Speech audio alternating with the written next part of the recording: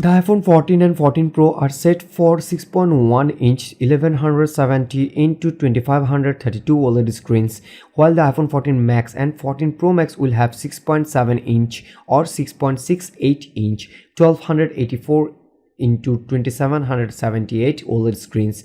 Expect a 120Hz refresh rate on the Pro models and a 60Hz refresh rate on the others. The iPhone 14 Pro and Pro Max are hotly tipped to have 48 megapixel main cameras, up from 12 megapixel on the current models, which will also allow 8K video recording, a triple lens snapper on all but the standard iPhone 14 and 14 Max is likely, with the basic phone instead having two rear lenses. The iPhone 14 is said to have the A15 Bionic chipset again this year, but could have it rebadged to the A16 with a very mild upgrade. All phones will have 6 GB of RAM according to the rumors, but the Pro range will have faster and more advanced memory. There are strong claims that the battery capacity could increase with the phones getting thicker to house their larger batteries. One leak has detailed possible specific capacities, with them all increasing except the iPhone 14 Pro Max.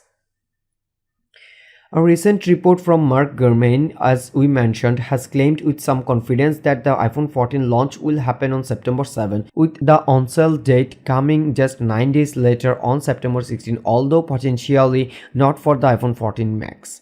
This would be the joint earliest the iPhone has ever launched, matching the iPhone 7 and 7 Plus from 2016. There were rumored details in the build-up to the prospective launch time, but in recent months they have abated. The trial production apparently starting in late February, and the engineering validation stage supposedly have been entered, which is on schedule.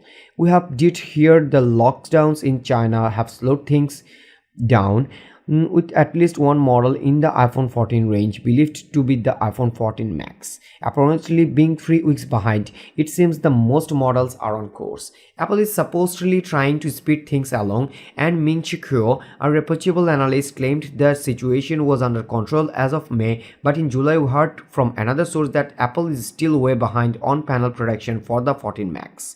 So things aren't looking good for that model. That said, in early August, we heard that Apple was planning to produce 90 million units of the iPhone 14 line in 2K22, which is in line with previous years and suggests there are not any major delays.